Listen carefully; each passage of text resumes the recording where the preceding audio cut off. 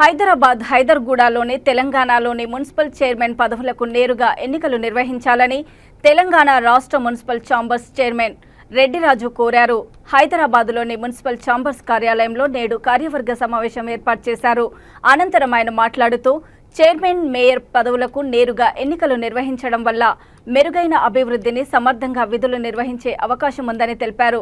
రాజీవ్ గాంధీ స్థానిక సంస్థలను బలోపేతం చేయాలనే సంకల్పంతో 73, 74వ రాజ్యాంగ సవరణ చేస్తే దానికి తూట్లు పొడిచే విధంగా గతంలోనే బీఆర్ఎస్ ప్రభుత్వం పురపాలక, పంచాయతీ రాజ్ నూతన చట్టాలను తీసుకువచ్చి స్థానిక సంస్థలను నిర్వీర్యం చేసిందని విమర్శించారు.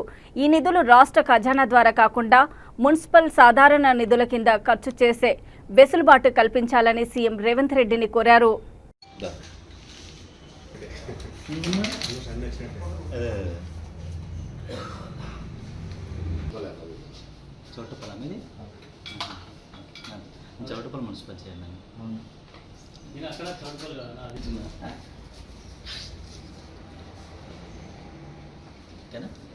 దెబ్బతీసే దిశలో ఎలాంటి బకాయిలు చెల్లించకుండా చట్టపరంగా రావాల్సినటువంటి టీడీఎస్ లాంటి వాటిని కూడా ఎక్కడ కూడా చెల్లించకుండా నిర్వీర్యం చేసింది అదే రేవంత్ రెడ్డి గారి నాయకత్వంలోని ప్రజాప్రభుత్వం.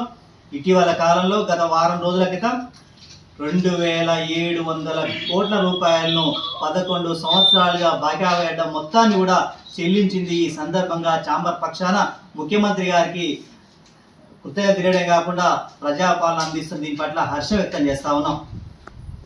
అదేవిధంగా ఈ నిధులను పురపాలక సంఘాలు సమర్థవంతంగా, కౌన్సిల్ సమర్థవంతంగా వినియోగించుకునేందుకు వీలుగా సత్వరం మార్గదర్శకాలను కూడా విడుదల చేయాలని కోరుతా ఉన్నాం.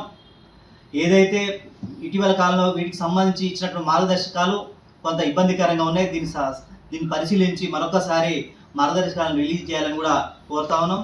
రాష్ట్ర ప్రభుత్వం ఏదైతే రాష్ట్ర ఖజానా కింద విడుదలైన నిధులు ఖజానాకు అప్పగించారు, అదే కాకుండా ఆ విధంగా కాకుండా పురపాలక సంఘాల్లో నుండి సాధారణ నిధులకు జమ చేయాలని, అందుకు వెసులుబాటు కల్పించాలని కూడా ప్రభుత్వాన్ని కోరుతా ఉన్నాం. అదేవిధంగా కలెక్టర్ చేతుల్లో ఈరోజు స్థానిక సంస్థలు పూర్తిగా అజమాయిష్ కింద ఉండాల్సిన పరిస్థితి ఏర్పడింది. ఈ విధంగా కాకుండా పురపాలన పూర్తిగా CDMA పరిధిలోకి తీసుకురావాలని కూడా కోరుతా ఉన్నాం.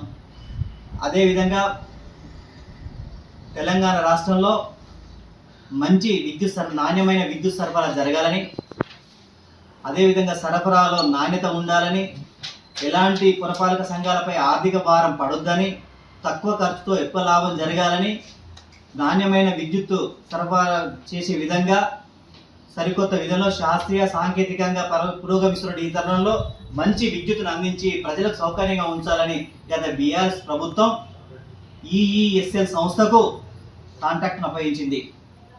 ఈ కాంట్రాక్టు చెల్లింపులపైన సమగ్రమైన విచారణ జరపాలని ఈ సందర్భంగా డిమాండ్ చేస్తాను.